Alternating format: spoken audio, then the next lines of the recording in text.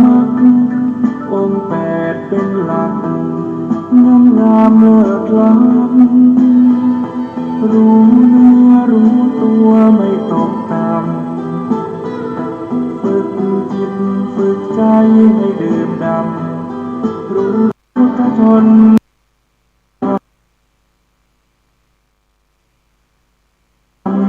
แยกธาตุแยกขันธ์มองเห็นในไตรอันธ์ให้คงเดิมเป็นไม่ได้แท้นั้นวิปัสสนาเถิดพุทธชนทุกท่านอริยสัจสร้างสรรค์คือธรรมราชา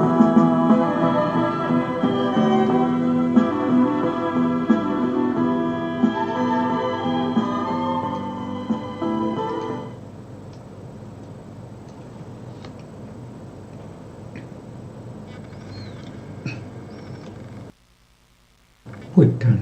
สรณังกัจฉามิธัมมังสรณังกัจฉามิสังฆังสรณังกัจฉามิ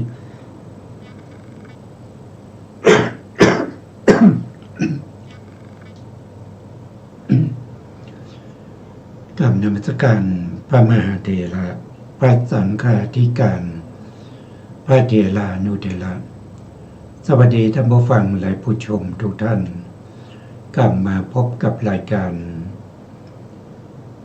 พระไตรปิฎกลอยฟ้าครั้งนี้เป็นครั้งที่73ในเรื่องของการสร้างปัญญาบารมีของพระโพธิสัตว์เพื่อการตรัสรู้เป็นพระพุทธเจ้า ซึ่งกว่าจะได้เป็นพระพุทธเจ้าเป็นเรื่องที่ไม่ใช่ง่ายนะครับไม่ใช่ง่ายหนึ่งก็คือต้องสร้างบารมีด้วยความยากลำบากสองก็คือต้องทำติดต่อกันนะครับทุกภพทุกชาตินะครับที่ระลึกถึงว่าตัวเองมีความปรารถนาจะช่วยรื้อขนสัตว์ทั้งหลายให้พ้นจากวัฏสงสารข้อที่สามก็คือต้องใช้เวลาที่ยาวนานนะครับใช้เวลาที่ยาวนานอย่างน้อยๆตั้งแต่ตั้งความปรารถนาในใจก็20อสงไขยแสนมหากัปถ้าว่าโดยอุกิจ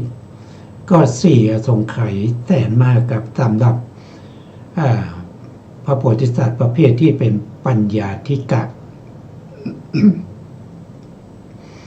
ข้อที่สี่ก็คือการสร้างบารมีนั้นจะต้องทำด้วยความเคารพจะทำทิ้งๆคว้างๆโดยไม่สนใจนะครับตั้งความปรารถนาแล้วก็นอนรอนั่งรอโดยไม่ได้สร้างบารมีเลยไม่ใช่อย่างนั้นนะครับเมื่อระลึกถึงว่าสัตว์ทั้งหลายเนี่ยมีความทุกข์มีความทุกข์โลกสันนิวาสไฟลุกโชนแล้วสัตว์ทั้งหลายตกอยู่ในกองไฟไฟที่เป็นราคะไฟที่เป็นโทสะไฟที่เป็นโมหะก็เผาสัตว์เหล่านั้นอยู่ถ้าเราไม่พยายามที่จะสร้างบารมีเพื่อความเป็นพระพุทธเจ้าแล้วเพื่อจะช่วยหรือขนสัตว์เหล่านี้ให้ไปสู่พระนิพพานถ้าไม่มีความกรุณานะครับไม่ทนอยู่ไม่ได้เมื่อเห็นสัตว์ทั้งหลายได้รับความทุกข์การสร้างบารมีทั้งหลายก็จะไม่สำเร็จ พระพุทธองค์ตรัสว่าการที่พระพุทธองค์ได้เป็นพระพุทธเจ้านี้ด้วยเหตุ2ประการหนึ่งก็คือไม่ทิ้งความเพียรในการสร้างกุศล2ก็คือด้วยพระมหากรุณาที่มีอยู่ในใจกระตุ้นเตือน ให้พระพุทธองค์ต้องขยันหมั่นเพียรมีความอุตสาหะมีความพยายามในการที่จะสร้างบารมี เพื่อจะช่วยเหลือสัตว์อื่นให้พ้นทุกข์ถ้าไม่มีความคิดแบบนี้พระพุทธเจ้าตอนที่สร้างบารมีตอนที่เป็นพระโพธิสัตว์นั้นท่านจะได้ตรัสรู้ไปแล้วตรัสรู้เป็นพระอรหันต์นะครับเป็นพระอรหันต์สาวกของพระพุทธเจ้าองค์ใดองค์หนึ่งมีพระพุทธเจ้าที่ผ่านเข้ามาในช่วงสร้างบารมีของท่านถึง512,028 พระองค์ เพราะในอัตถกถานี้ท่านกล่าวไว้ผู้ที่มีความปรารถนาจะเป็นพระอรหันต์โดยขอให้พ้นทุกข์เท่านั้นขอให้พ้นจากการเวียนว่ายตายเกิดเท่านั้นไม่ได้ปรารถนาความเป็นอสีติมหาสาวกไม่ได้ปรารถนาความเป็นอัครสาวกไม่ได้ปรารถนาความเป็นพระปัจเจกไม่ได้ปรารถนาความเป็นพระอรหันตสัมมาสัมพุทธเจ้าบุคคลเหล่านั้นสร้างบารมี100 มหากัปแต่ไม่เกิน 1,000 มหากัปซึ่ง100หรือ 1,000 มหากัปเนี่ยมันน้อยเหลือเกินนะครับมันน้อยเหลือเกินเมื่อไปเทียบกับ4 อสงไขยแสนมหากัปไปเทียบกับการสร้างบารมีของพระพุทธเจ้าตั้งแต่ตั้งความปรารถนาในใจนะครับเป็นระยะเวลาถึง20 อสงไขยแสนมหากัปเพราะว่า 1,000 มหากัปหรือ100 มหากัปถึง 1,000 มหากัปเนี่ยถ้านับไปแล้วมันนิดเดียวเองนะครับถ้านับไปแล้วมันนิดเดียวเองมันยังไม่ถึงแสนมหากัปเลยนะผู้ที่เป็นอสีติมหาสาวกใช้เวลาถึงแสนมหากัปนะครับแต่ที่เราเวียนว่ายตายเกิดมาเนี่ยยาวนานนะครับถ้านับโดยกัปเนี่ยนับไม่ได้ไม่รู้จะบอกว่าเท่าไหร่มันมากมายเหลือเกินตั้งแต่เริ่มต้นนะครับเวียนว่ายตายเกิดมาเนี่ยแม้แต่พยานของพระพุทธเจ้ายังไม่สามารถที่จะกำหนดได้ว่าเริ่มเวียนว่ายตายเกิดมาจากไหนมันยาวนานเหลือเกินนะครับมันยาวนานเหลือเกินแต่เราก็ไม่รู้สึกถึงความทุกข์นะครับแต่ไปติดอยู่ในความสุขเล็กๆน้อยๆนะที่มันเป็นความสุขในกามทั้งหลายติดอยู่กับการได้เห็นรูปดีๆได้ฟังเสียงดีๆไพเราะได้ดมกลิ่นที่ตัวเองชอบได้ลิ้มรสอาหารอร่อยรสที่ตัวเองชอบได้สัมผัสกับสิ่งที่ตัวเองชอบแล้วก็ติดอยู่แค่นี้นะแต่ความทุกข์นะครับความทุกข์นั้นมันมีมากมายเหลือเกินมันมีมากมายเหลือเกินแต่ก็มองไม่เห็นติดอยู่ในความสุขที่เป็นกามสุขนิดเดียวเท่านั้นเองนะเพราะฉะนั้นผู้ที่เขาเห็นภัยในวัฏสงสารผู้ที่เห็นความทุกข์ในการที่จะต้องเกิดบ่อยๆในการที่จะต้องมาแก่ในการที่จะต้องมาเจ็บไข้ได้ป่วยในการที่จะต้องตายแล้วก็เกิดใหม่เกิดมาไม่ได้มีความสุขต้องร้องไห้นะครับเด็กที่เกิดใหม่นั้นร้องไห้ทุกคนนะถ้าไม่ร้องไห้หมอท่านที่เขาทำคลอดเขาก็จะตบที่ตูดให้เด็กนั้นร้องไห้นะครับแม้ความเกิดก็เป็นทุกข์แม้ความแก่ก็เป็นทุกข์แม้ความเจ็บไข้ได้ป่วยก็เป็นทุกข์แม้ความตายก็เป็นทุกข์โตกะปริเทวะทุกขะโทมนัสอุปายตะทั้งหลายก็เป็นทุกข์ประสบกับอารมณ์ที่ ไม่เป็นที่รักที่ชอบใจก็เป็นทุกข์ความพลาดพลาดจากสิ่งที่เป็นที่รักที่พอใจก็เป็นทุกข์ปรารถนาสิ่งใดแล้วไม่ได้สิ่งนั้นนั่นก็เป็นทุกข์ว่าโดยย่อก็คืออุปทานขันธ์ห้าเป็นตัวทุกข์ที่เรามีรูปขันธ์คือมีอวัยวะมีตามีหูมีจมูกมีลิ้นมีกายนะครับอันนี้แหละมันเป็นตัวทุกข์นอกจากนั้นยังมีนามธรรมที่เป็นเวทนาความรู้สึกสัญญาความจำสังขารคือการปรุงแต่งทางนามธรรมแล้วก็รูปธรรมทั้งหลายนะแล้วก็วิญญาณก็คือตัวจิตพวกนี้มันรวมกันในขณะที่เกิดปฏิสนธิก็คือในขณะที่เขามอบทุกข์ให้เรานะครับเราต้องรักษา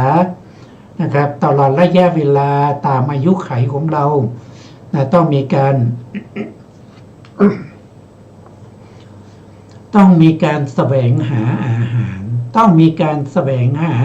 เครื่องนุ่มห่มต้องมีการแสวงหาที่อยู่ที่อาศัยต้องมีการแสวงหายารักษาโรคต้องมีการไปศึกษาเล่าเรียนนะครับตั้งแต่เด็กนะครับต้องมีการเข้าโรงเรียนต้องมีการถูกตีถูกเฆี่ยนถูกจองจำมากมายเลยเกินความทุกทั้งที่ปรากฏและก็ไม่ปรากฏทั้งหลายก็มาจากไหนก็มาจากความเกิดมาที่เรามีอุปทานขันธ์ห้านี่แหละมันเป็นตัวทุกข์พระพุทธองค์เห็นอย่างนี้นะครับจึงมีความกรุณาต่อสัตว์ทั้งหลายอยากจะช่วยเหลือให้เขานั้นได้พ้นจาก กองทุกข์ทั้งหลายเหล่านี้จึงได้สร้างบารมีมายาวนานนะครับแต่ละองค์สร้างบารมีมายาวนานก็อาจจะได้ตรัสรู้เป็นพระพุทธเจ้าสิ่งหนึ่งที่ท่านได้สร้างแล้วก็เป็นหลักในบารมีทั้ง10หรือบารมีทั้ง9นั่นก็คือได้แก่ปัญญาบารมีถ้าไม่มีปัญญานะครับศีลบารมีก็ไม่บริบูรณ์ถ้าไม่มีปัญญาเนกขัมมะบารมีก็ไม่บริบูรณ์ถ้าไม่มีปัญญาทานะบารมีก็ไม่บริบูรณ์ถ้าไม่มีปัญญาขันติบารมีก็ไม่บริบูรณ์ไม่มีปัญญาวิริยะบารมีก็ไม่บริบูรณ์ถ้าหากไม่มีปัญญาในการกำกับสัจจะบารมีก็ไม่บริบูรณ์ถ้าไม่มีปัญญากำกับคอยดัดคอยดับคอยทำให้ ให้บารมีที่เป็นเมตตาบารมีอธิษฐานรับบารมีอุเบกขาบารมีย่อมไม่บริบูรณ์ไม่เข้าถึงความตรัสรู้เป็นพระพุทธเจ้าได้เพราะฉะนั้นปัญญาบารมีจึงมีความสำคัญสำหรับบุคคลที่จะสร้างบารมีให้เต็มเปี่ยมเพื่อความตรัสรู้เป็นพระพุทธเจ้านะครับปัญญาในทางพระพุทธศาสนาแตกต่างกันกับปัญญาทางโลกปัญญาทางโลกก็คือสามารถดำเนินชีวิตอยู่ในโลกด้วยการหาข้าวหาน้ำหาเครื่องนุ่งห่มหาสิ่งต่างๆมาบำรุงบำเรอชีวิตไปในแต่ละภพแต่ละชาติอันนั้นคือปัญญาทางโลกแต่ปัญญาทางพระพุทธศาสนานี้เป็นปัญญาที่รู้แจ้งเห็นจริงในสภาวะธรรมทั้งหลายไม่ว่าจะเป็น รูปนามขันธ์ห้านะครับต้องเห็นความเป็นจริงของรูปนามขันธ์ห้าตามสภาพที่เขาเป็นอย่างไรให้เห็นอย่างนั้นนะครับไม่ต้องไปปรุงแต่งไม่ต้องไปดัดแปลงให้เขาเป็นไปตามที่เราต้องการนะซึ่งสิ่งเหล่านี้จะเห็นได้ต้องมีการศึกษาเล่าเรียนปริยัติของพระพุทธเจ้าในอดีตเพื่อเป็นตัวที่จะชี้แนะปัญญาตัวเข้าไปรู้ได้ว่ารูปมีลักษณะของความเสื่อมสิ้นสลายไปย่อยยับไปในที่สุดนามก็มีลักษณะของการน้อมไปสู่อารมณ์ถ้าเราไม่รู้อย่างนี้เราไม่รู้ปริยัติเราจะกำหนดรู้รูปนามได้อย่างไรรูปก็รูปนั่นแหละนามก็นามนั่นแหละเราไม่รู้ลักษณะของเขาเราไม่มีความรู้ก่อนที่เราจะไปค้นหาความจริงในรูปในนามเราก็ไม่สามารถที่จะรู้ได้คนที่จะสามารถรู้ได้โดยไม่ฟังธรรมตรัสรู้เองได้มีอยู่2 คนเท่านั้น1ก็คือพระสัมมาสัมพุทธเจ้า2ก็คือพระปัจเจกพุทธเจ้านอกนั้นจะต้องฟังธรรมนะครับต้องมีความรู้ความเข้าใจในพระธรรมของพระพุทธเจ้าถึงจะได้รู้แจ้งเห็นจริงในสภาวธรรมเหล่านั้นตามความเป็นจริงแล้วถึงจะเข้าถึงความเป็นพระอริยบุคคลได้นะครับเพราะฉะนั้นเราก็ศึกษาพระธรรมคำสั่งสอนของพระเจ้าไว้เป็นบารมีนะครับถึงแม้ว่าชาตินี้เราจะไม่ได้บรรลุธรรมเราก็สะสมเป็นบารมีไปนะครับได้พบกับพระศรีอริยเมตไตรพระพุทธเจ้าองค์ต่อไปเราก็จะได้ตรัสรู้ธรรมพระพุทธเจ้าศรีอริยเมตไตรก็จะได้บอกว่าบุคคลคนนี้เขาสะสมบารมีมาตั้งแต่สมัยพระพุทธเจ้าโคตมะในอดีตแล้วนะเขาถึงได้ตรัสรู้ธรรมด้วยการฟังธรรมนะครับเราก็จะไปสู่เนื้อหาที่เราศึกษาค้างไว้เมื่อครั้งที่แล้วนะครับ ครั้งที่แล้วเนี่ยเราก็ยังพูดถึงในเรื่องของเราฟังธรรมแล้วเราจะทำยังไงว่าเราจะได้จดจำพระธรรมนั้นได้แล้วก็รู้แจ้งพระธรรมที่เราฟังมาจนเข้าถึงสุตตมยญาณก็คือปัญญาที่เกิดขึ้นจากการได้ยินได้ฟังนะครับท่านก็จำแนกการได้ยินได้ฟังเพื่อ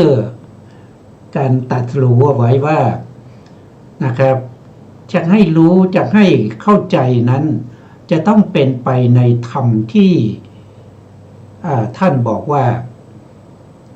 สุตตมยญาณ16 หัวข้อใน16 หัวข้อนี้แหละถ้าเราสามารถจำแนกพระธรรมที่เราฟังมาได้แยกออกไปเป็น16 หัวข้อนี้ได้บุคคลนั้นก็จะเป็น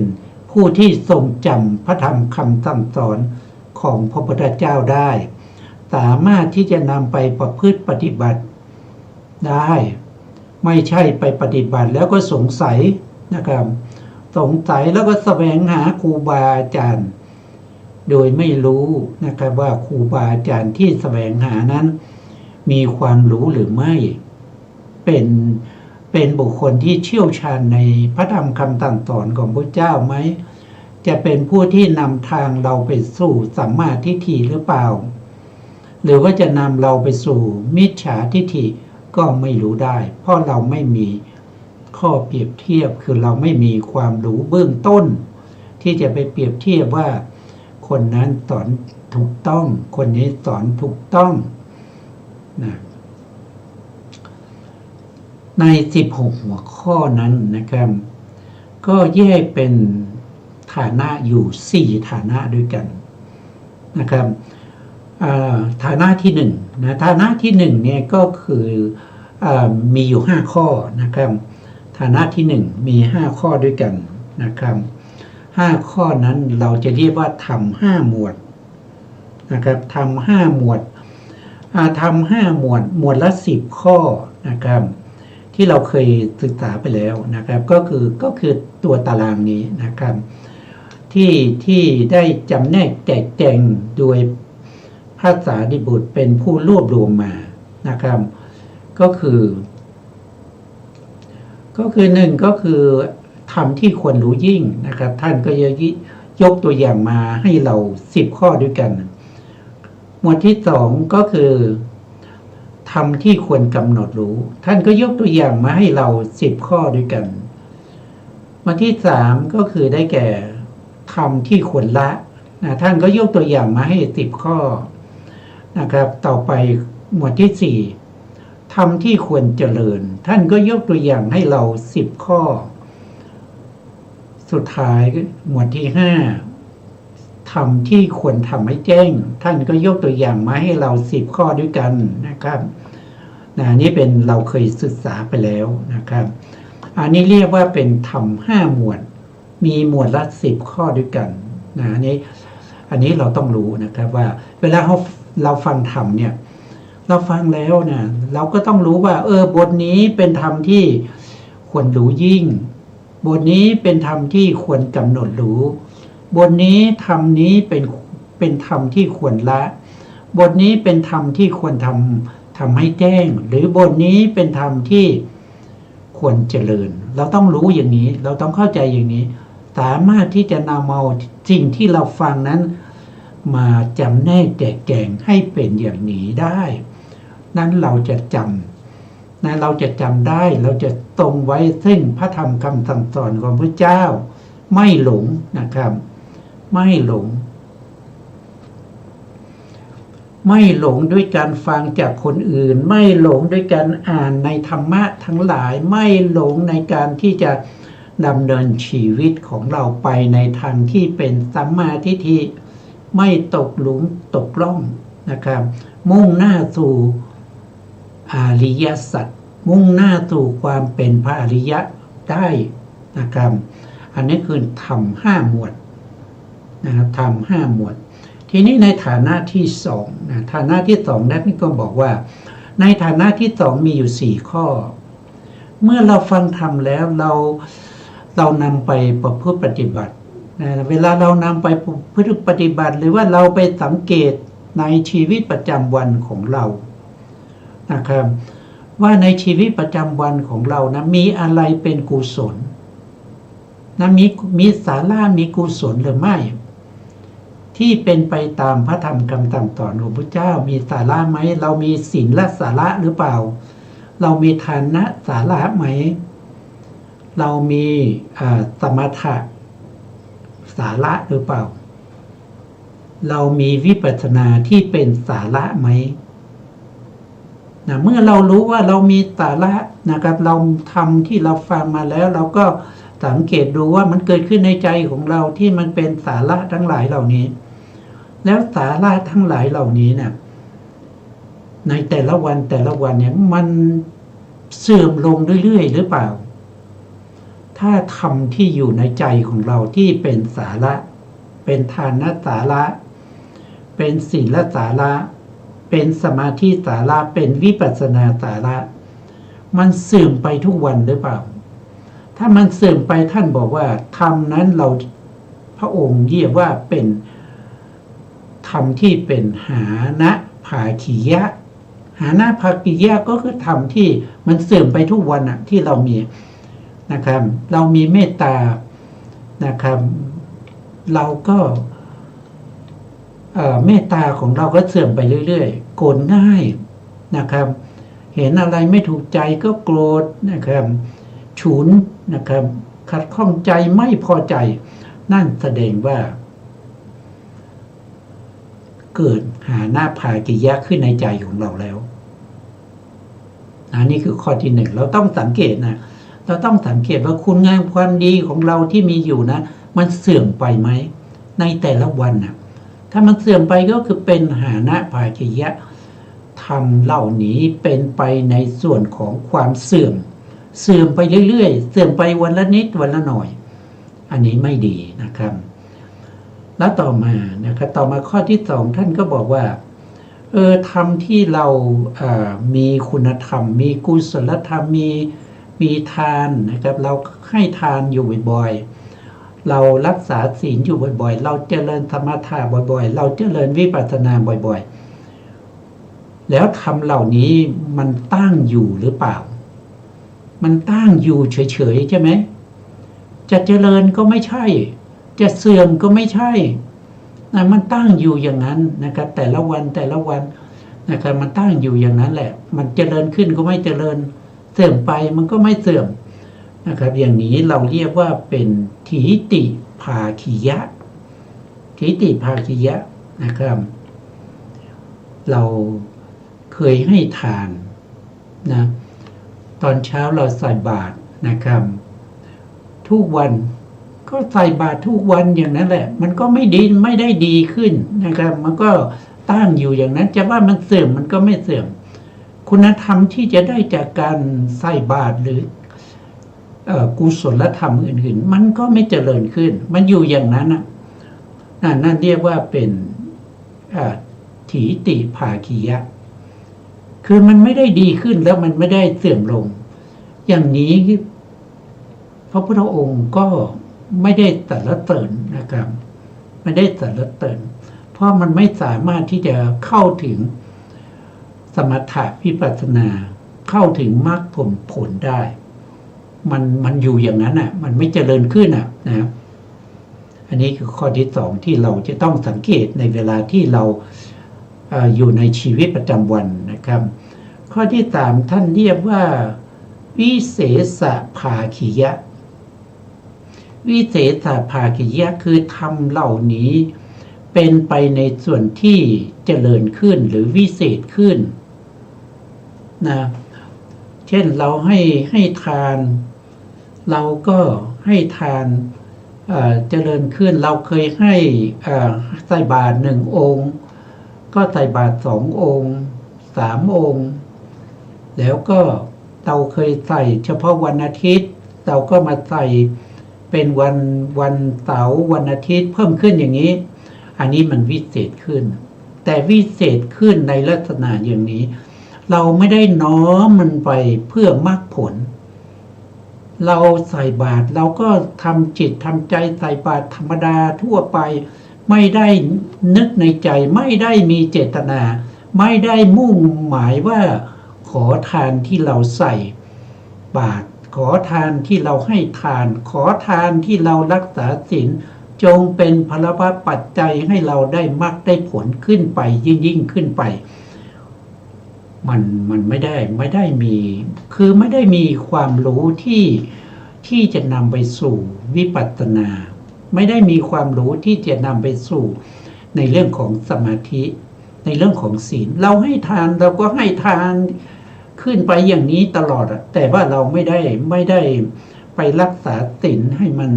มันเป็นเบื้องบาทเบื้องฐานนี่มรรคผลต่อไปคือมันเจริญขึ้นไปในเรื่องของทานนะครับแม้แต่พระโพธิสัตว์ท่านให้ทานนะครับแม้กระทั่งชีวิตท่านก็สละได้แต่ถ้าท่านไม่มีศีลบารมีท่านไม่มีเนคขมบารมีไม่มีปัญญาบารมีที่เป็นอย่างอื่นนะถึงธรรมที่เราทำนั้นมันจะเจริญขึ้นเรื่อยๆมันก็ไม่สามารถที่จะพ้นจากวัฏสงสารได้นะครับมันต้องเจริญขึ้นหลายๆอย่างเจริญขึ้นเพื่อการละขายเสียซึ่งกิเลสทั้งหลายนะครับถ้าเราเจริญขึ้นโดยไม่ได้มุ่งหวังจะไปละกิเลสอย่างนี้แหละเราเรียกว่าเป็นวิเศษภาคิยะข้อที่3มันเจริญขึ้นก็จริงนะครับแต่มันไม่มุ่งหน้าไปสู่การละกิเลส มันไม่ได้มุ่งหน้าไปสู่ความเป็นพระอริยเจ้านะครับดีไหมก็ดีมันดีระดับหนึ่งมันดีในโลกียธรรมแต่มันไม่ได้ดีในโลกุตตรธรรมนะครับข้อที่สี่ท่านบอกว่านิเพทภาคิยธรรมเหล่านี้เป็นไปในส่วนที่ชำระกิเลสนะข้อนี้เป็นข้อที่ชาวพุทธทุกท่านจะต้องทำให้มีขึ้นนะครับการให้ทานรักษาศีลนะครับเจริญสมถะวิปัสสนาก็ตามต้องให้มันเจริญขึ้นยิ่งขึ้นไปให้มันละกิเลสได้นะให้มันละกิเลสได้ไม่ว่าจะเป็นการละด้วยตะถังฆาปหารละเป็นขณะนะครับหรือว่าจะละด้วยวิคัมพนะประหารก็คือละด้วยการข่มเอาไว้ถ้าเราสามารถที่จะละไปเป็นตามลำดับไปจนถึงมรรคผลนิพพานนะครับนั่นก็คือเป็นสมุจเฉทประหารนะครับเข้าถึงพระนิพพานได้อันนี้แหละเรียกว่าเป็นนิเพทภาคิยะคือต้องชำระกิเลสได้นะครับสิ่งที่เราทำในชีวิตประจำวันไม่ใช่ทำเพื่อสะสมกิเลสไม่ใช่ให้ทานเพราะว่าต้องการชื่อเสียงไม่ใช่ให้ทานเพราะว่าอยากจะเอาป้ายชื่อไปติดอยู่ที่เสาต้นนั้นกำแพงนั้นในวิหารนั้นนะครับไม่ใช่ต้องการเฉพาะสุขในภพหน้านะครับให้ทานปรารถนาเป็นเทวดาให้ทานปรารถนาว่าจะได้เป็นเศรษฐีให้ทานปรารถนาว่าจะได้เป็นผู้หลักผู้ใหญ่เป็นข้าราชการชั้นผู้ใหญ่อย่างนี้มันเป็นไปในโลกียธรรมมันไม่ได้เป็นไปในการสิ้นทุกข์นะครับเขาไม่ได้เรียกว่าเป็นนิเพทภาคิยะสิ่งเหล่านั้นเขาจะเรียกว่าเป็นวิเศษภาคิยะเท่านั้นเองนะไม่หลุดพ้นไปจากวัฏสงสารหรอกนะครับจะต้องเป็นนิเพทภาคิยะชำระหรือละกิเลสไปตามลำดับนะต้องเป็นอย่างนี้นะครับนี่คือฐานะที่สองนะครับเราต้องจำไว้นะเราต้องจำได้ถ้าเราจำไม่ได้เนี่ยเราก็ไม่รู้จะไปประพฤติปฏิบัติอย่างไรนะครับจะไปขัดเกลากิเลสแบบไหนก็ไม่รู้นะต้องจำพระธรรมที่พระองค์แสดงได้แล้วก็เอามาประยุกต์ใช้ในชีวิตของเราโดยมีหลัก16ข้อนี้เป็นตัวตรวจสอบในชีวิตประจำวันของเราต่อมาในฐานะที่3เนี่ยท่านบอกว่าเวลาฟังธรรมแล้วเนี่ยธรรมที่พระพุทธองค์แสดงหรือว่าสาวกของพระพุทธองค์แสดงหรือว่าผู้มีความรู้ความเข้าใจเป็นพหูสูตรเป็นผู้แสดงเราต้องสามารถที่จะแยกแยะได้ว่าธรรมนี้มันเป็นสังขารธรรมมันมีความไม่เที่ยงหรือว่าธรรมนี้มันเป็นอสังขารธรรมคำว่าอสังขารธรรมเนี่ยมันมีอยู่2อย่างนะครับมันไม่ได้มุ่งหมายเฉพาะถึงพระนิพพานอย่างเดียวนะมันหมายถึงบัญญัติด้วยมันหมายถึงสมมติด้วยมันหมายถึงสิ่งที่เราบัญญัติขึ้นแต่งตั้งขึ้นเหล่านั้นก็เรียกว่าเป็นอสังขารเหมือนกันเพราะมันไม่ได้ถูกปรุงแต่งด้วยปัจจัยนะครับเพราะฉะนั้นธรรมที่ถูกปรุงแต่งด้วยปัจจัยเนี่ยท่านบอกว่ามันเป็นของไม่เที่ยงนะมันเป็นของไม่เที่ยงมีอะไรบ้างล่ะก็คือมีรูปนะรูปเวทนาสัญญาสังขาร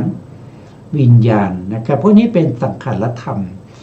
สังขารธรรมนี้ถูกปรุงแต่งด้วยปัจจัยเมื่อถูกปรุงแต่งด้วยปัจจัยเมื่อปัจจัยนั้นดับไปสิ่งเหล่านี้ก็ต้องดับไปนะครับขึ้นอยู่กับปัจจัยไม่มีปัจจัยเขาไม่เกิดเมื่อมีปัจจัยเขาเกิดขึ้นปัจจัยนั้น มันไม่เที่ยงเพราะฉะนั้นสังขารธรรมเหล่านี้มันก็ไม่เที่ยงสังขารทั้งปวงมันไม่เที่ยงนะอันนี้เราต้องรู้นะฟังมาแล้วอะไรคือความไม่เที่ยงอะไรมีความไม่เที่ยงที่พระองค์แสดงนะที่พระองค์แสดงนะข้อที่สองก็คือได้แก่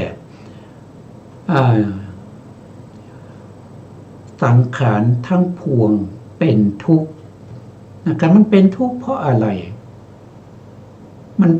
ไม่เที่ยงเพราะอะไรมันไม่เที่ยงเพราะมีปัจจัยปรุงแต่งมันเป็นทุกข์เพราะอะไรเพราะว่ามันตั้งอยู่หรือทรงอยู่ในสภาพเดิมไม่ได้อย่างเช่นความสุขนะยกตัวอย่างเช่นความสุขเราสุขเหลือเกินนะครับเรามีความสุขมากเลยวันนี้นะถามว่าความสุขนั้นมันทนอยู่ในความสุขนั้นได้ไหมพรุ่งนี้จะเป็นสุขอย่างนี้อีกไหมหรือว่าวันก่อนนะครับวันก่อนเป็นสุขแบบนี้หรือเปล่านะครับ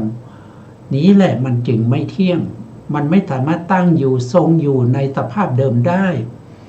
มันจึงเป็นทุกข์มันจึงเป็นทุกข์เพราะนั้นสังขารทั้งปวง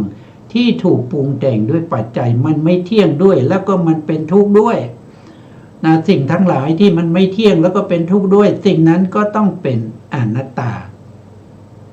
ก็ต้องเป็นอนัตตาเพราะว่าสิ่งที่ไม่เที่ยงกับสิ่งที่มันเป็นทุกข์เนี่ยเราจะยึดถือความไม่เที่ยงกับความทุกข์นั้นเป็นเราหรือไม่มีใครที่จะยึดถือสิ่งเหล่านั้นเป็นเรานะครับคนที่เขาจะยึดถือว่าเป็นอัตตาของเราเขาจะต้องเห็นว่าสิ่งนั้นมันเป็นความสุขมันเป็นเที่ยงมันยั่งยืนมันไม่ย่อยสลายมันถึงเป็นอัตตาของเราไม่มีใครที่จะไปยึดเอาสิ่งที่มันไม่เที่ยงแล้วมันเป็นทุกข์ว่าเป็นเรานะคนที่มีความทุกข์ก็พยายามในการที่จะสลัดออกจากทุกข์ผลักไสสิ่งที่เป็นทุกข์แล้วจะยึดเอาสิ่งที่เป็นทุกข์นั้นมาเป็นเราได้ยังไงเพราะฉะนั้นสิ่งทั้งหลายเหล่านั้นเขาจึงเรียกว่าเป็นอนัตตาเพราะมันไม่มีสาระแก่นสารบังคับบัญชาให้เป็นไปตามที่เราต้องการไม่ได้มันไม่เที่ยงแล้วก็เป็นทุกข์ด้วยมันจึงเป็นอนัตตามันจึงเป็นอนัตตาเราต้องรู้นะครับเวลาเราอ่านพระธรรมหรือว่าเราฟังธรรมจากสถานีวิทยุนะครับหรือว่าจากYouTube Facebook อะไรก็ตามนะครับในโซเชียลทั้งหลายเราก็ต้องแยกออกได้ว่าอันนี้มันเป็นความไม่เที่ยงอันนี้มันเป็นทุกข์แล้วมันเป็นอนัตตาอย่างไรเราก็ต้องรู้นะอันนี้ฐานะที่สามฐานะที่สี่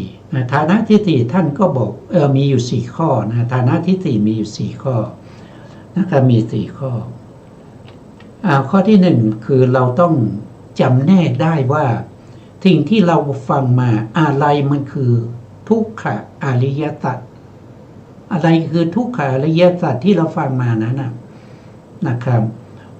ทุกขอริยสัจก็คือความทุกข์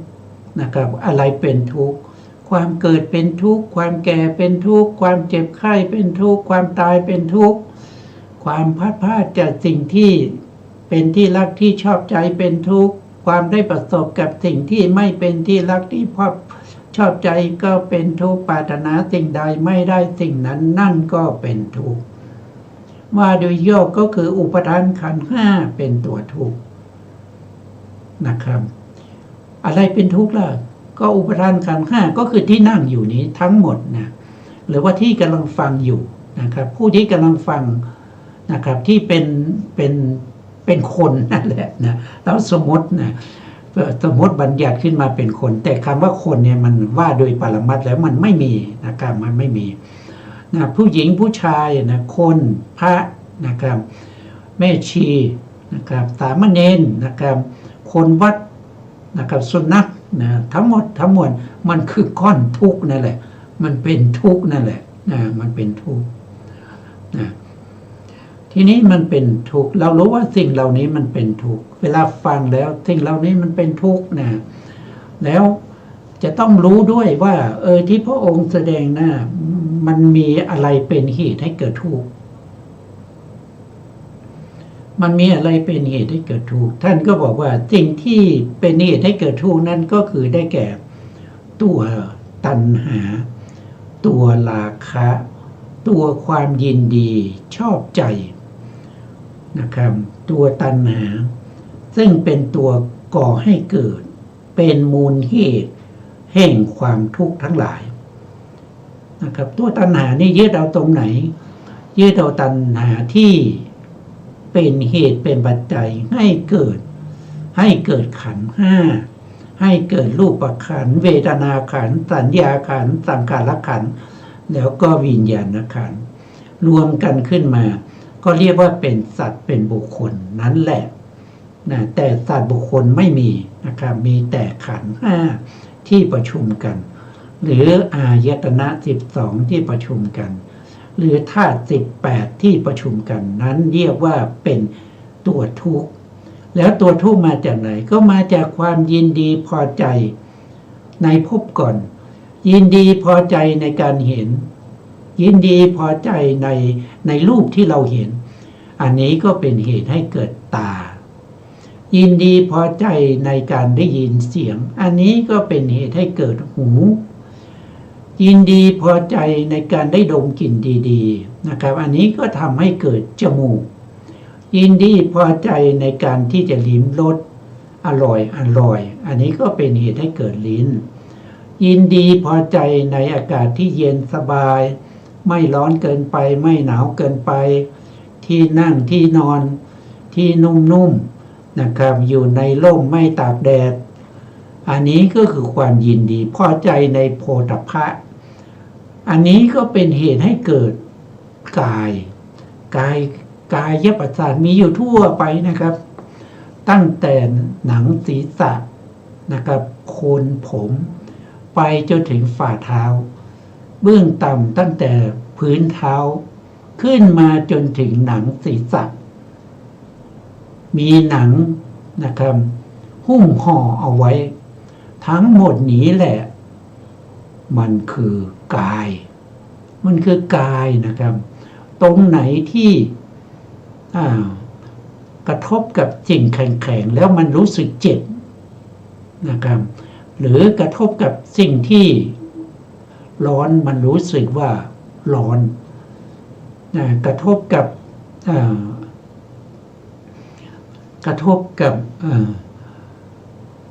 ความเข่งตึงนะครับหรือว่าในการเก่งนะครับอย่างเช่นเราเก่งเราคูแขนเข้ามาแล้วเก่งหรือว่าเรากำมือนะครับแน่นๆอย่างเนี้ยอันนี้มันเป็นธาตุลมนะที่มันเก่งมันตึงนะหรือว่ามันหย่อนเนี่ยนะเราพอใจสิ่งเหล่านี้แหละมันจึงทำให้เรามีร่างกายขึ้นมาไงมันมีร่างกายผสมกับตาหูจมูกลิ้นเนี่ยเข้าไปนะครับ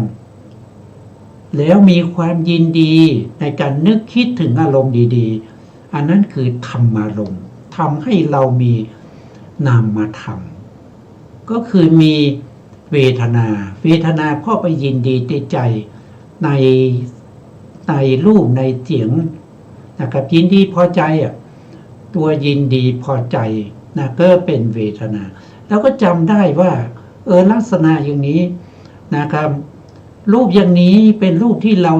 ชอบใจเป็นรูปที่สวยนะครับลักษณะเสียงอย่างนี้เราพอใจชอบใจมันไพเราะดีนะกินอย่างนี้นะรสอย่างนี้อากาศอย่างนี้นะครับชอบใจมันจำได้ก็คือสัญญามันจำได้นะเป็นสัญญาแล้วมันรู้ด้วยว่าสิ่งนี้ดีไม่ดีนะครับดีไม่ดีสมควรแก่เราไหมอันนั้นคือสังขารนะแล้วตัววิญญาณนี้เป็นตัวรู้นะครับที่ประกอบอยู่ในนามธรรมเหล่านี้เป็นตัวรู้อันนี้มันมาจากไหนมันมาจากตัณหานะครับความยินดีในภพก่อน ในภพก่อนในชาติก่อนเนี่ยที่มันทำให้เราต้องยินดีพอใจอย่างนี้นี่มันจึงทำให้เรามีขันธ์ห้าขึ้นมานะครับเมื่อมีตัณหามีกำลังมากขึ้นก็เป็นอุปทานเป็นเหตุเป็นปัจจัยให้มีภพเป็นเหตุเป็นปัจจัยให้มีชาติเป็นเหตุเป็นปัจจัยให้เกิดตาหูจมูกลิ้นกายใจเนี่ยมันมาอย่างนี้ถ้าเรากำจัดตัวตัณหาได้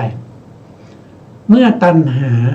ถูกละคายไปโดยไม่มีเหลืออุปทานก็ดับเมื่ออุปทานดับภพจึงดับเมื่อภพดับชาติจึงดับเมื่อชาติดับชรามรณะโสกะปริเทวะทั้งหลายก็ดับตาก็ดับหูก็ดับนะครับจมูกก็ดับลิ้นก็ดับกายก็ดับใจก็ดับไม่มีการเกิดอีกที่ไม่เป็นไปหรือไม่เกิดนั้นเขาเรียกว่าเป็นนิโรธนะครับก็คือข้อที่สามก็คือนิทุกขนิโรธอริยสัจคือจุดที่ขันธ์ห้าดับแล้วไม่เกิดอีกนั่นแหละคือนิโรธความดับแล้วไม่เกิดอีกไม่ว่าจะเป็นขันธ์ห้าแล้วก็ตัวตัณหาที่มันดับไปพร้อมกันแล้วมันไม่เกิดเองเป็นอปวัตตะนะครับอันนี้แหละคือนิโรธอริยสัจหรือจะเรียกว่าเป็นพระนิพพานก็ได้นะครับเป็นพระนิพพานซึ่งเป็นที่ดับแห่งขันธ์ห้าเป็นที่ดับแห่งเหตุให้เกิดทุกข์ดับทั้งทุกข์แล้วก็ดับทั้งสมุทัยแล้วไม่เกิดอีกเรียกว่าเป็นนิโรธะนะครับตรงนี้เป็นนิโรธะแล้วทำยังไงล่ะให้เข้าถึงตรงนั้นได้นั้นเขาเรียกว่าเป็นทุกขนิโรธคามินีปฏิปทาอริยสัจ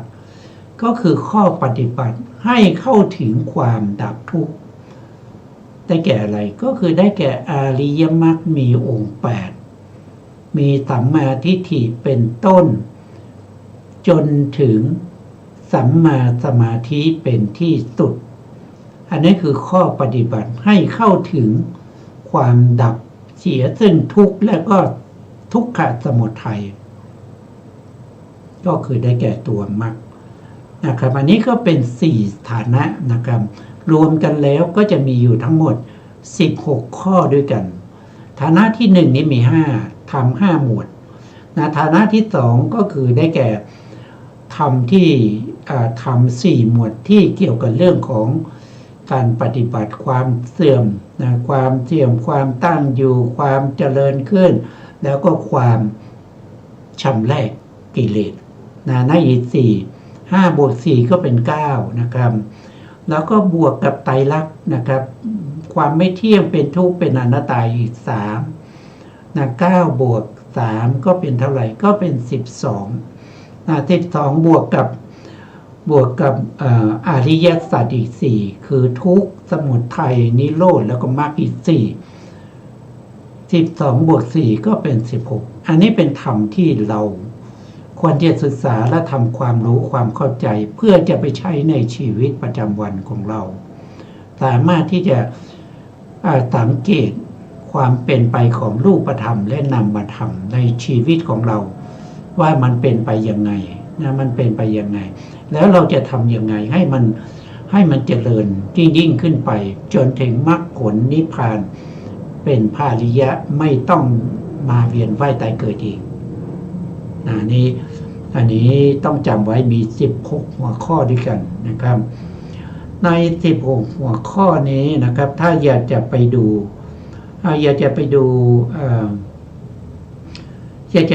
เพิ่มเติมนะครับก็ไปดูได้ในปฏิสัมภิทามรรคนะครับ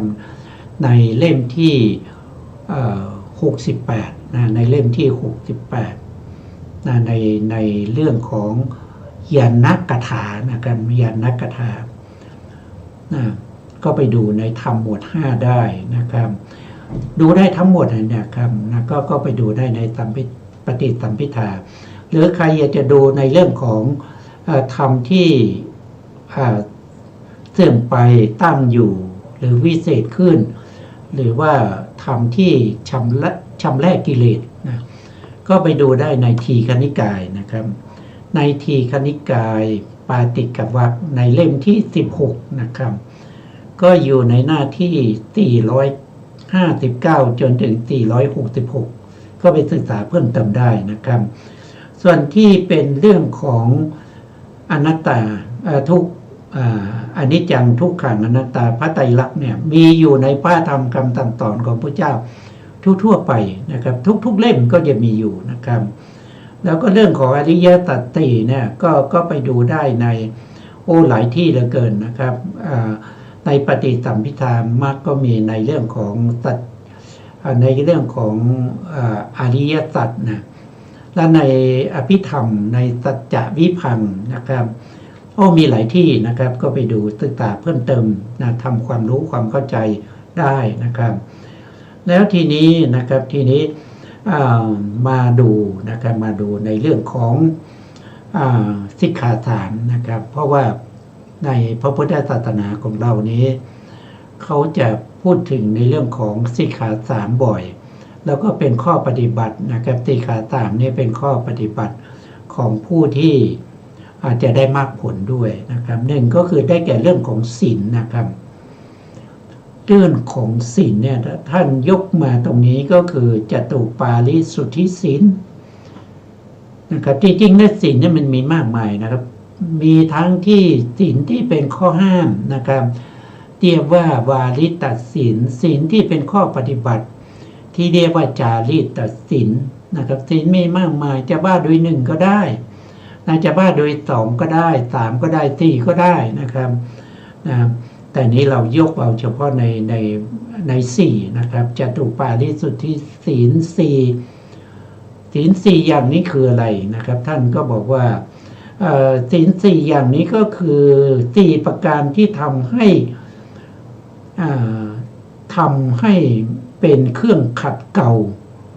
จิตให้บริสุทธิ์ศีลนี้ทำให้จิตนี้บริสุทธิ์นะครับบริสุทธิ์จากอะไรก็บริสุทธิ์จากวีติกมะกิเลสหรือปริยุทธานะกิเลสนะครับกิเลสที่มันเกิดขึ้นในใจหรือกิเลสที่มันร่วงออกมาทางกายวาจานะครับโดยส่วนมากแล้วก็เป็นปริยุทธานะกิเลสนะครับก็ประกอบด้วยหนึ่งก็คือปาติโมกข์สังวรนะอันนี้ก็คือมีการสังวรปิดกั้นนะครับไม่ให้จิตเป็นบาปเป็นอกุศลนะครับก็โดยตรงๆก็จะมีศีลห้าเนี่ยของฆราวาสนะศีลแปดอุโบสถศีลแล้วก็ศีล10ของสามเณรหรือว่าศีล227ของพระภิกษุนะครับก็จัดเข้าอยู่ในปาติโมกข์สังวรศีลนะแล้วต่อมาก็คืออินทรีย์สังวรนะอินทรีย์สังวรก็จะมีอยู่5อย่างนะครับมีอยู่5อย่างนะครับก็จะมีอินทรีย์สังวรนะครับก็จะมีในเรื่องของสำรวมอะไรสติสติสังวรนะครับต้องมีสตินะครับเพื่อกำจัดความเป็นความประมาททั้งหลายนะครับประมาทในการที่จะล่วงศีลที่พระพุทธองค์บัญญัติไว้แล้วก็มีวิริยะสังวรนะครับแล้วก็มีขันติสังวรมีญาณสังวรนะครับอันนี้ก็เป็นอินทรีย์สังวรนะครับมีปาติโมกข์สังวรอีกหนึ่งนะครับก็เป็น5ด้วยกันนะครับแล้วต่อมาก็จะเป็นอาชีวปาริสุทธิศีลอันนี้ก็คือการประกอบอาชีพที่บริสุทธิ์นะอาชีพที่บริสุทธิ์นะครับถ้าเป็นพระภิกษุก็อาชีพในการบิณฑบาตนะครับไม่เป็นไปในอาเนสนา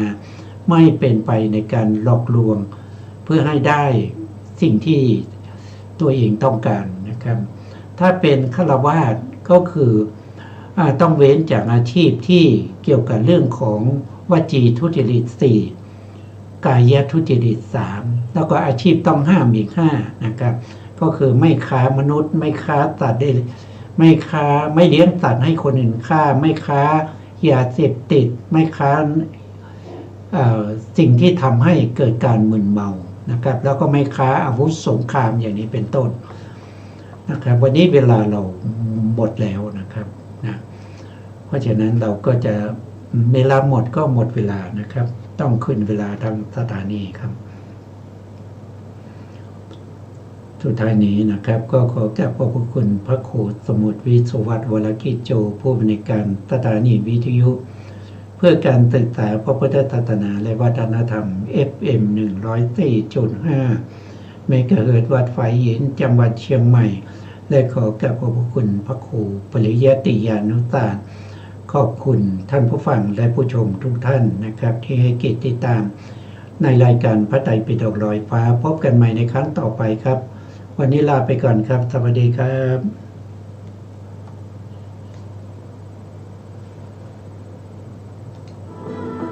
ฝึกจิตฝึกใจให้ดื่มด่ำรู้รูปรู้นามแยกธาตุแย